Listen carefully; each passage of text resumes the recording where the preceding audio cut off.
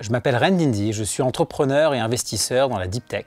Ma spécialité, c'est l'intelligence artificielle, la blockchain et tout ce qui touche à la protection de la vie privée.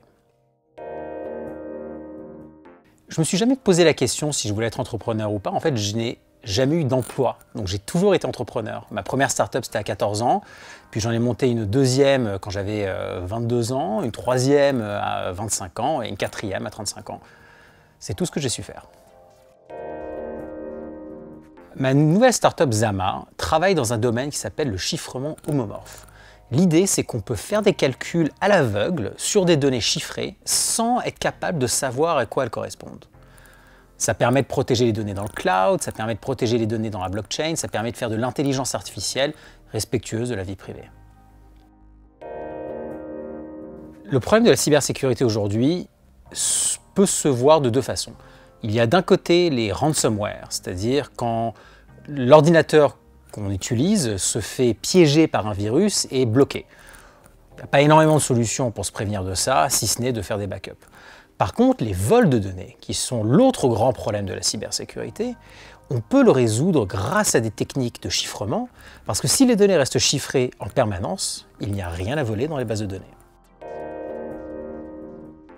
Il faut voir l'intelligence artificielle non pas comme un produit, mais véritablement comme un outil qu'on peut mettre dans à peu près tout ce qu'on fait au quotidien.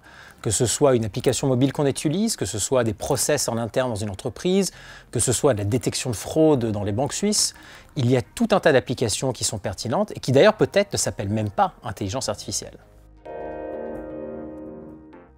Il y a trois grands risques avec l'intelligence artificielle. La première, c'est le risque sur la vie privée. Quand on donne de la donnée à une intelligence artificielle, il ne faut pas qu'elle aille n'importe où. Le deuxième risque de l'intelligence artificielle, c'est le risque au niveau de l'identité. Si jamais je ne suis pas capable de savoir qui est la personne avec qui je suis en train de communiquer, comment est-ce que je peux m'assurer que ce n'est pas une intelligence artificielle? Et le troisième risque, c'est un risque éthique. Il faut s'assurer que les gens ne puissent pas se servir de l'intelligence artificielle pour faire des choses qui seraient néfastes pour les autres. Il arrive parfois que quand on utilise de l'intelligence artificielle, il n'y ait pas de solution mathématique au choix à prendre. Donc l'intelligence artificielle, par exemple, peut décider est-ce que je dois rentrer dans le mur ou écraser un piéton. Dans ces cas-là, il n'y a qu'une seule façon de décider. Soit on donne au conducteur le choix d'un paramètre qu'on décide, soit c'est un paramètre qui est imposé d'un point de vue réglementaire par le pays dans lequel on est. C'est les deux seules façons de résoudre ce problème. L'intelligence artificielle aujourd'hui n'est pas comme il y a 10 ans. Les technologies existent. Donc là où avant il fallait inventer des nouvelles choses, aujourd'hui on peut se servir des technologies d'intelligence artificielle pour réinventer des nouvelles façons d'interagir avec la technologie ou des nouveaux produits qui n'auraient pas pu exister avant. Mon but sur le très long terme, c'est de continuer à investir et à développer des technologies de rupture, comme l'a été l'intelligence artificielle, comme l'est le chiffrement aujourd'hui, et comme le sera je ne sais pas quoi dans le futur.